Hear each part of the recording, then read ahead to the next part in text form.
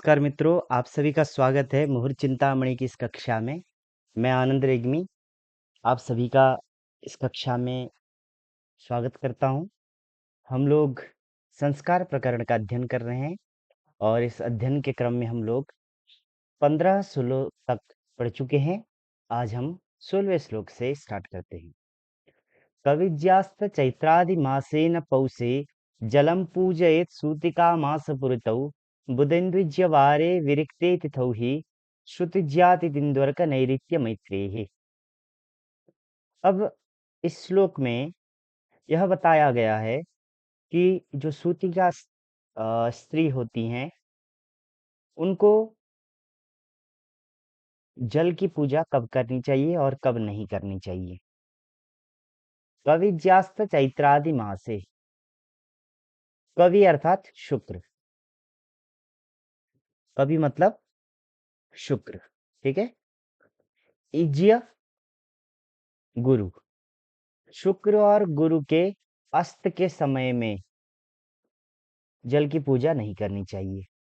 जब बृहस्पति या शुक्र अस्त हो उस समय में प्रसूता स्त्री को 1 मास की पूर्ति होने के बाद, 1 मास हो जाने के बाद जल की पूजा नहीं करनी चाहिए। और साथ ही चैत्र मास में भी जल की पूजा नहीं करनी चाहिए।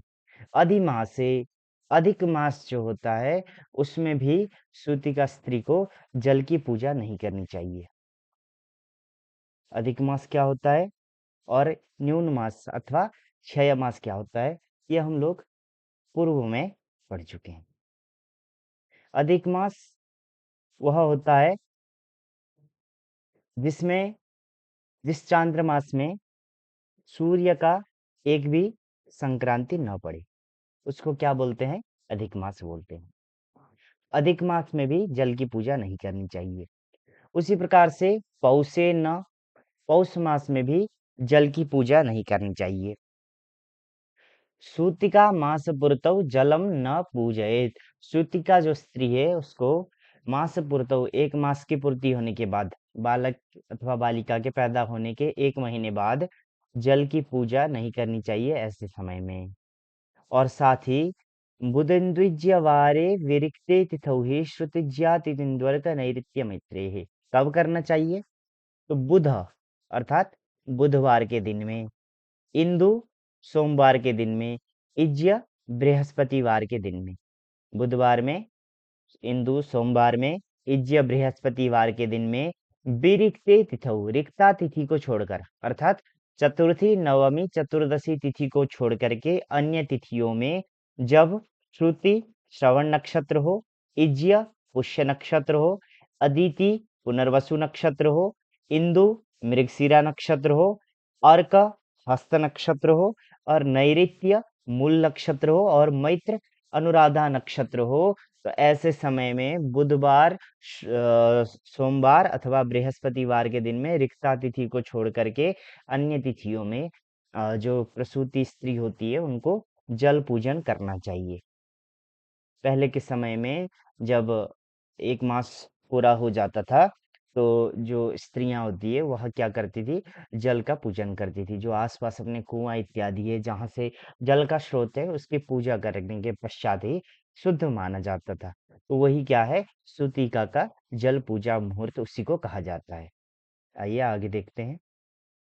अब इस श्लोक में अन्नप्राशन का मुहूर्त बताया गया है कि जो बालक अथवा बालिका का अन्नप्राशन कब करना चाहिए।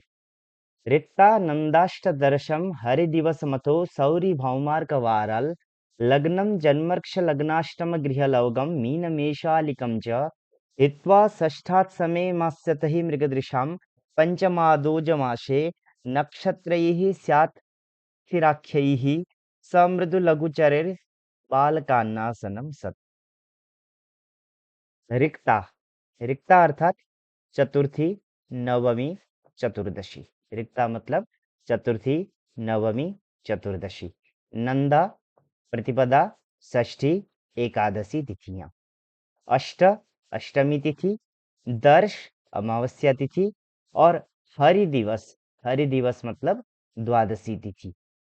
ठीक है, रिक्ता चतुर्थी, नवमी, चतुर्दशी, नंदा, प्रतिपदा, षष्ठी, एकादशी, अष्टमी, दर्श अमावस्या, हरिदिवस, द्वादशी।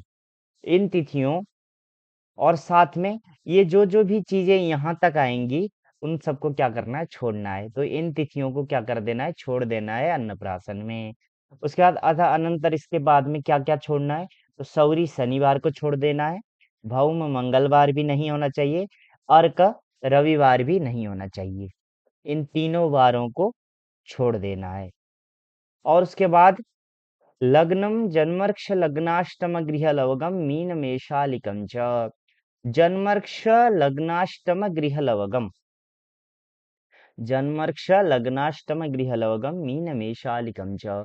जन्मर्क्ष, जन्म राशि, जन्म राशि और जन्म लग्न से अष्टम गृह लवगम, जो अष्टम राशि है आपकी, जो भी मतलब जो भी जो बालक अथवा बालिका जिनका अन्नप्राशन करवाना है, उनके जन्म राशि अथवा जन्म लग्न से जो अष्टम राशि का लग्न होगा उसको त्याग देना चाहिए, जो अष्टम राशि होगी उसके लग्न को त्याग देना चाहिए। और इसी प्रकार से उसका जो नवमांश होगा उसको भी क्या कर देना चाहिए, त्याग देना चाहिए। इन दोनों को त्यागने के बाद और क्या को त्यागना है, तो मीन, मीन राशि को त्याग देना है, मीन राशि का जो लग्न होगा उसको त्याग देना है। मेष, मेष राशि का जो लग्न होगा उसको भी त्याग देना है। और अली अर्थात वृश्चिक, वृश्चिक राशि का जो लग्न होगा उसको भी त्याग देना है।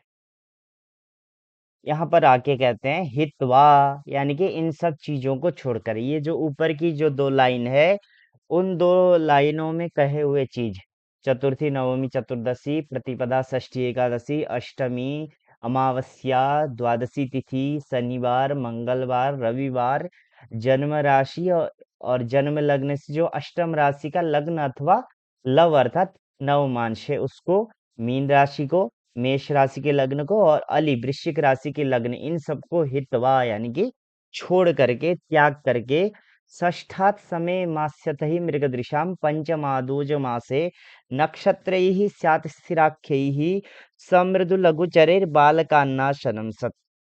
अब कहा कि षष्ठात् समय मासी, षष्ठात् अर्थात छठवें से, षष्ठात् अर्थात छठवें से सममासी, सममासों में मतलब 6, 8, 10 इत्यादि महीनों में किसका करना है, बालक का अन्नप्राशन संस्कार करना है। जन्म से छठवें, 8वें, 10वें इत्यादि महीनों में बालक का अन्नप्राशन संस्कार करना है, यानी कि बालक को पहली बार जो भोजन खिलाने का जो परंपरा होता है उसको विधिवत रूप से करना है। फिर कहा कि मृगदृशाम पंचमाद ओजमा से, मृगदृशाम अर्थात कन्याओं का, ठीक है, मृग की तरह दृश्य यानी कि दृष्टि है जिसकी, यानी कि मृग नयनी कहते हैं ना, उसी का पर्यायवाची है मृगदृशाम, यानी कि कन्याओं का, बालिकाओं का, पंचमात ओजमा से, पंचमात यानी कि पांचवे से, ओजमा से विषम मासों में 5, 7, 9 इत्यादि महीनों में अन्नप्राशन संस्कार करवाना शुभ होता है। और इसमें नक्षत्र ही सात, इसमें कौन कौन से नक्षत्रों को ग्रहण किया जाएगा, तो स्थिराख्य ही, स्थिर संज्ञक नक्षत्र होने चाहिए। तीनों उत्तरा और रोहिणी, इनको क्या कहा जाता है, स्थिर संज्ञक कहा जाता है। उत्तरात्रय रोहिण्यो भास्करश्च ध्रुवम स्थिरम, आगे नक्षत्र प्रकरण में आया हुआ था।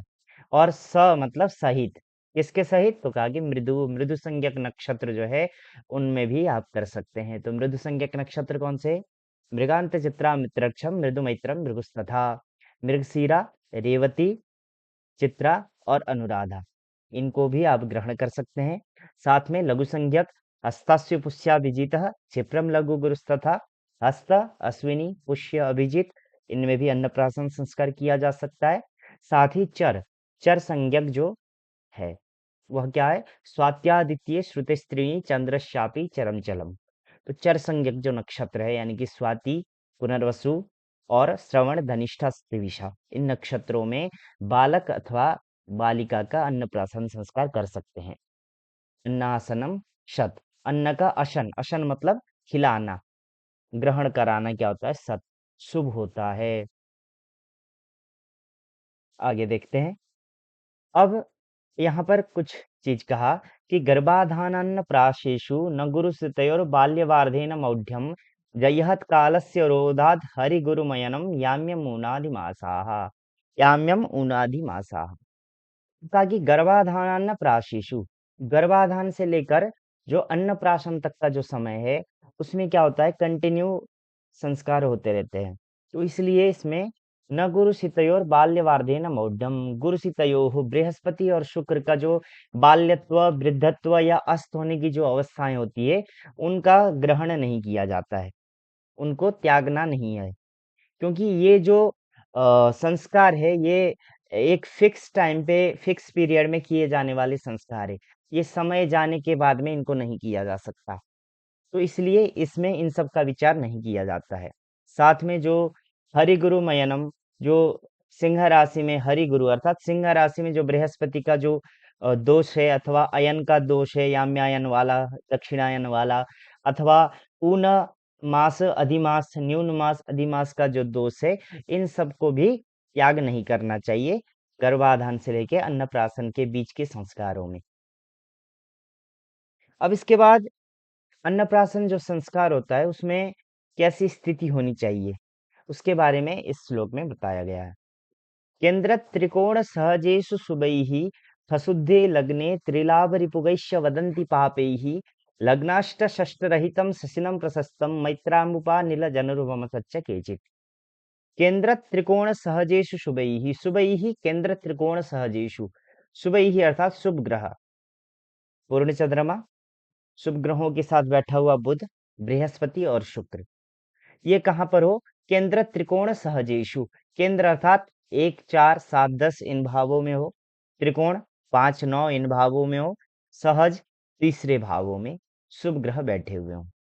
और खशुद्धे लग्ने, ख अर्थात दशम भाव, जिस समय भी आप अन्नप्राशन का मुहूर्त निकाल रहे हैं उस समय में खशुद्धे लग्ने, जो आपका दशम स्थान है वह क्या होना चाहिए, शुद्ध होना चाहिए। दशम भाव में न शुभ ग्रह बैठे न वहां पर पाप ग्रह बैठे। और त्रिलाभ रिपुगैश्य वदंती पापे ही त्रिलाभ रिपुगैश्य वदंती, पापे ही जो पाप ग्रह है वह तृतीय भाव, लाभ एकादश भाव, रिपु छठवें भाव में गए हुए हों। पाप ग्रह तीसरे भाव में, छठवें भाव में और 11वें भाव में गए हुए हों। और लग्नाष्ट षष्ट रहितम शशिनम प्रशस्तम, लग्न अष्ट और षष्ठ से रहितम शशिनम, शशिन अर्थात चंद्रमा, चंद्रमा जो है वह लग्न में भी नहीं होना चाहिए, अष्टम भाव में भी नहीं होना चाहिए और षष्ठ रहितम छठवें भाव से भी रहित होना चाहिए। यानी कि 1 8 और 6 इन भावों से अतिरिक्त भावों में चंद्रमा होना चाहिए। तो ऐसे समय में अन्नप्राशनम प्रशस्तम, अन्नप्राशन जो संस्कार होता है वह क्या होता है, प्रशस्तम प्रशस्त होता है, शुभ होता है। जब केंद्र त्रिकोण और तृतीय भाव में शुभ ग्रह हो, दशम भाव शुद्ध हो, उसमें न शुभ ग्रह हो न पाप ग्रह हो, 3 6 11 इन भावों में पाप ग्रह बैठे हुए हों, 1 8 6 से अन्य भावों में चंद्रमा हो, तो ऐसे समय में अन्नप्राशन संस्कार प्रशस्त होता है, शुभ होता है।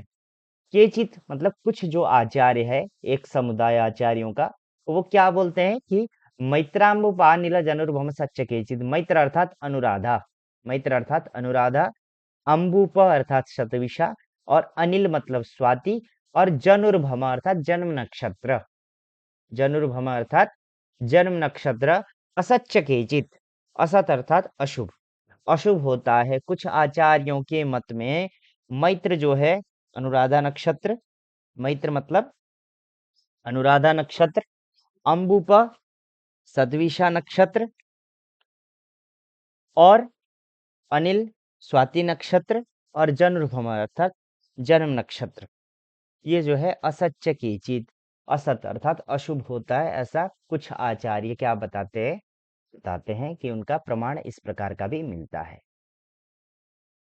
अब इसके बाद जो अन्नप्राशन का समय है वो कैसे समय में नहीं करवाना चाहिए, कैसा स्थिति नहीं होना चाहिए उस समय पे, तो वो बता रहे हैं कि क्षीणेन्दु पूर्ण चंद्रज्य भौमार्कार्घि भार्गवैः त्रिकोण व्यय केंद्राष्ट स्थितिरुक्तम फलम ग्रहैः भिक्षाशी यज्ञकृत दीर्घजीवी ज्ञानी च पित्तरुक कुष्ठी चान्न क्लेश वात व्याधिमान भोग भागिति।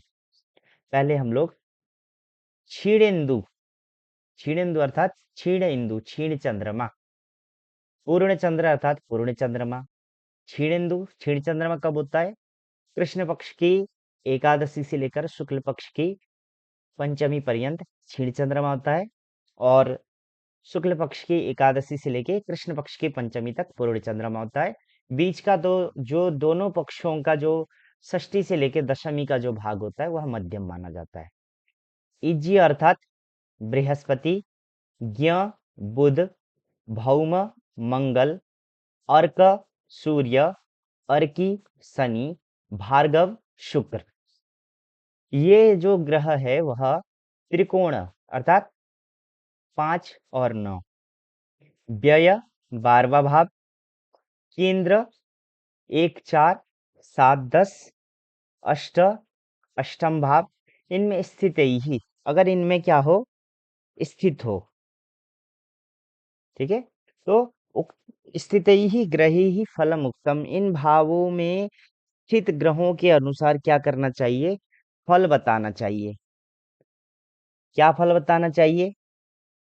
अगर इनमें से किसी भी स्थान में क्षीणेन्दु अर्थात क्षीण चंद्रमा हो, तो अगर वो वैसे समय में अन्नप्राशन संस्कार होता है, तो जो शिशु है उसको क्या होता है? भिक्षाशी अर्थात भिक्षा का अन्न खाना पड़ता है, यानी कि भिक्षा मांग करके अन्न खाना पड़ता है, तो इस समय को त्याग देना चाहिए।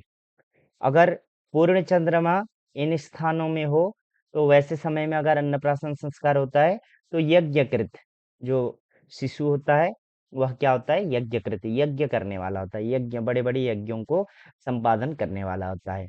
इज्य अगर बृहस्पति इन स्थानों में हो, तो जो जातक है वह कैसा होता है? दीर्घजीवी, यानी कि लंबी आयु वाला होता है, बहुत समय तक जीवन जीने वाला होता है। ज्ञ अगर बुध इन स्थानों में हो, तो बालक अथवा बालिका क्या होते हैं? ज्ञानी होते हैं। उसी प्रकार से अगर मंगल इन स्थानों में हो, तो पित्तरुक, पित्त का रोगी। सूर्य अगर इन स्थानों में हो, कुष्ठी, कुष्ठ रोग से युक्त बालक अथवा बालिका होते हैं। और अगर अर्की अर्थात शनि हो, अन्न क्लेश वात व्याधिमान, अन्न क्लेश, अन्न का क्लेश होता है, यानी कि अन्न जल्दी प्राप्त नहीं होता है, और साथ में वात व्याधिमान, वात की व्याधि होती है, यानी कि वात रोग भी उस जातक को होता है। अगर शुक्र इन स्थानों में हो, तो भोग भागिति, अनेक प्रकार के भोगों को भोगने वाला होता है वह जातक। अब इसमें कौन कौन से खराब है? तो भिक्षासी ये खराब है जो क्षीण चंद्रमा वाला है। एक ये पित्त रोगी खराब है जो मंगल का है। एक ये कुष्ठी वाला खराब है जो सूर्य का है। और ये अन्न क्लेश वात व्याधिमान है जो शनि का है। तो इनको त्याग करके अन्य समयों में क्या करना चाहिए?